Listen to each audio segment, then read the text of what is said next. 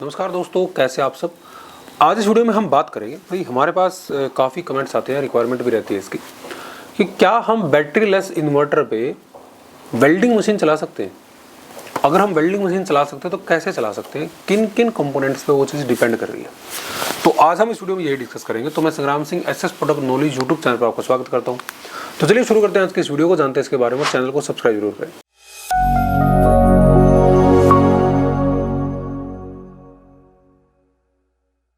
देखिए, बात हो रही है बैटरी लेस इन्वर्टर की। पहले तो हमें ये समझना होगा बैटरी लेस इन्वर्टर काम कैसे करता है और बैटरी लेस की आउटपुट क्या क्या रहती है, क्योंकि उसी से आप अंदाज़ा लगा पाओगे कि इससे वेल्डिंग मशीन चलेगी या नहीं चलेगी।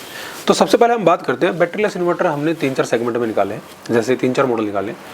पहला हमारा 3 kV है, दूसरा हमारा 5 kV है, तीसरा हमारा 10 kV है। मोस्टली ये चलता है।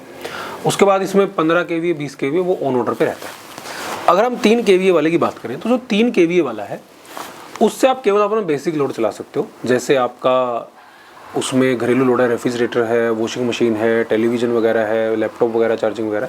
तो जो बेसिक चीज़ें हैं वो आप 3 kV वाले इन्वर्टर से चला सकते हो। उसके बाद दूसरा हमारा मॉडल है 5 kV।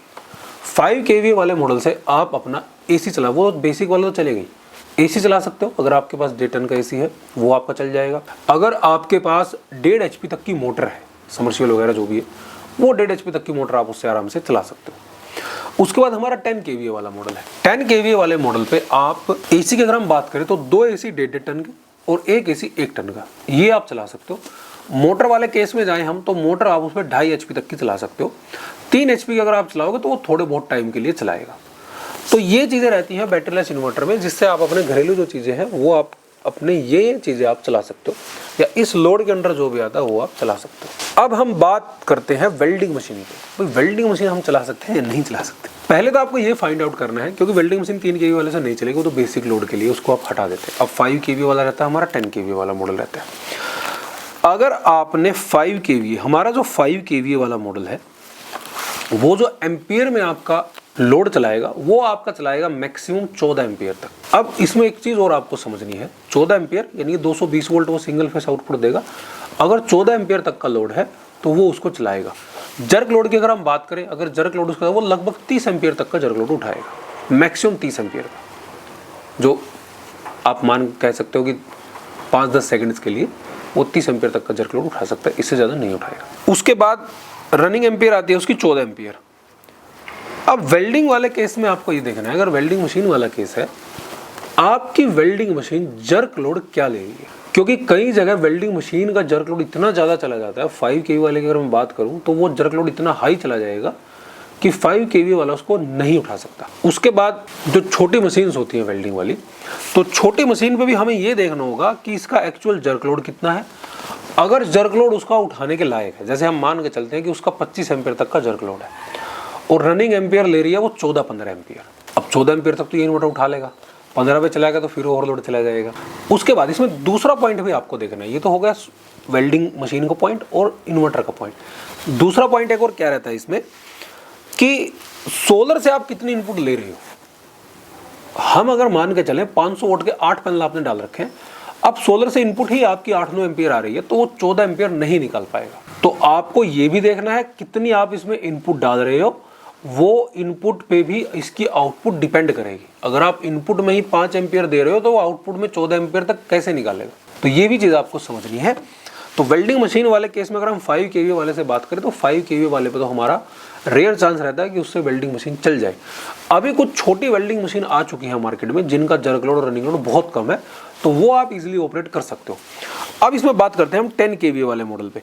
10 kV वाले मॉडल पर भी सेम चीज़ आपकी जाएगी, क्योंकि जो मशीन्स है वो जो लोड ले रही है उसमें आपको यही देखना है कि इसका जर्क लोड कितना है।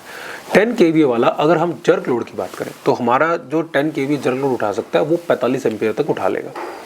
लेकिन रनिंग एम्पियर की अगर हम बात करें तो मैक्सिमम रनिंग एम्पियर उठाएगा वो 20 से 22 एम्पियर। अभी पीछे हमारी एक कस्टमर से बात हुई थी, तो हमने जब उनसे पूछा कि इसका जर्क लोड कितना है, जो उनके पास वेल्डिंग मशीन थी, तो उन्होंने हमें बताया समथिंग 160 एम्पियर जर्क लोड, कि 160 एम्पियर ये जर्क पे जाती है। अब जब मशीन 160 एम्पियर जर्क पे जाएगी तो 160 एम्पियर आप कहाँ से जर्क लोड कैसे लोगे, क्योंकि बैटरी लेस इन्वर्टर से इतना जर्क लोड आप नहीं ले सकते। लेकिन फिर कहते हैं कि रनिंग में ये 20-22 एम्पियर ले लेती है। हालांकि वो चीज़ हमें समझ नहीं आई, हमें लगा कि ये ज़्यादा ही लेगी। अब मशीन की अगर हम डिटेल्स देखते हैं कि ये कितने एम्पियर पे दे रही है, कितने उस पर ले रही है, तो मशीन पर डाटा ही कुछ और मिलता है। तो वेल्डिंग मशीन वाला केस थोड़ा सा इसलिए उलझा हुआ है। तो उसका आसान तरीका ये है, आप एक बार ये चेक करें कि आपकी वेल्डिंग मशीन जो है वो जर्क लोड कितना ले रही है और कितने टाइम तक वो जर्क लोड ले रही है। उसके बाद वो रनिंग में कितना ले रही है, रनिंग लोड कितना ले रही है। तो जब ये सिमेट्री आप देख लोगे, जैसे मैंने बताया 10 केवी वाले इन्वर्टर पे अगर हम बात करें, 5 केवी वाले को हम छोड़ देते हैं, 10 केवी वाला हमारा लगभग 45 एम्पियर तक जर्क लोड उठा सकता है, 20 से 22 एम्पियर ये रनिंग पे ले सकता है। अब तीसरा पॉइंट इसमें रहता है वही सोलर की इनपुट का, कि सोलर इनपुट भी आपके पास होनी चाहिए। अगर आपने सोलर पैनल लगा दिए, 16 पैनल 8 की सीरीज लगा दी और वो 8 एम्पियर दे रहा है, तो लगभग 16 एम्पियर आपका आ गया। तो आप 3 सीरीज मैक्सिमम डाल सकते हो 10 केवी वाले पे, 8 पैनल की 550 वोल्ट के पैनल की अगर हम बात करें तो 3 सीरीज वहाँ पे हो गई। 3 सीरीज की लगभग हमारे पास आ गई 24 एम्पियर। तो एम्पियर तो हमारे पास पूरी होगी जितनी हमारा इन्वर्टर रनिंग दे सकता है। अब एम्पियर हमारे पास पूरी होने के बाद अब हमें ये देखना है कि जो वेल्डिंग मशीन है वो लोड कितना ले रही है, वो जर्क में कितना जा रहा है और रनिंग में कितना जा रहा है। अगर जर्क और रनिंग इसके अंदर रहता है जो हमने आपको डाटा दिया है, तो आपकी वेल्डिंग मशीन रन हो जाएगी, अदरवाइज नहीं रन होगी। यही केस थोड़ा मोटर का भी रहता है। मोटर भी इसीलिए अब कहने को 10 केवी का इन्वर्टर है, 22 एम्पियर की रनिंग ले लेता है, लेकिन 3 HP की मोटर आपकी रनिंग लेती है 17-18 एम्पियर, लेकिन तब भी उसको नहीं चला पाता। रीज़न यही है कि वहाँ पे जो जर्क लोड है वो बहुत ज़्यादा रहता है मोटर का।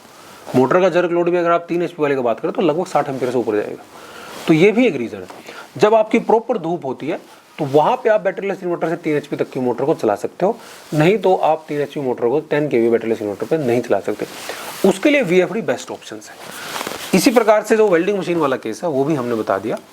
अगर आपका जर्क लोड, आपका रनिंग लोड इन्वर्टर की स्पेसिफिकेशंस के हिसाब से उसके अंडर काम कर रहा है तो आप आराम से वेल्डिंग मशीन रन कर सकते हो, नहीं तो आपकी वेल्डिंग मशीन नहीं रन होगी। अगर आप कोई भी प्रोडक्ट लेना चाहते हैं तो ये हमारा नंबर दिया गया है, आप हमें व्हाट्सअप कर सकते हैं या फिर आप हमारी वेबसाइट getpowersolution.com पर जाए, वहाँ से भी आप परचेज कर सकते हैं। हमारे चैनल को देखते रहिए, सब्सक्राइब जरूर करें। बहुत बहुत धन्यवाद।